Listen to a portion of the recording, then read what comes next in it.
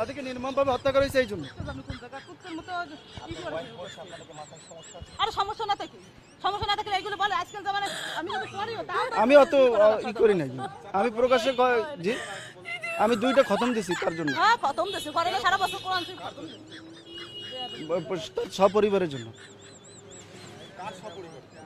বঙ্গবন্ধু এবং তার পরিবার, শেখ পরিবার যারা এই 5-15 আগস্ট যারা নিহত হয়েছে তাদের জন্য। আপনারা করে সরাবেন নাকি আপনারাও তাকে পাগল হয়েছে? আমাকে ঢুকতে দিল না, ঢুকতে দেয় না, আমি তো গেছি, পুলিশে বাধা দিছে। আমার নাম মাওলানা ওলিউল্লাহ, পিরিজপুর থেকে আসছি। পিরিজপুর থেকে আসছি আমি, থাকি ঢাকা আসছি কিছুদিন আগে, ঢাকা এক জায়গায় থাকি। তো আমি তাকে খুব ভালোবাসি, বঙ্গবন্ধুকে খুব ভালোবাসি। আমার তো নাইমে যেতে ইচ্ছে করতেছে, আপনি নাকি গাড়ি নেবেন নাকি নাইমে যেতে?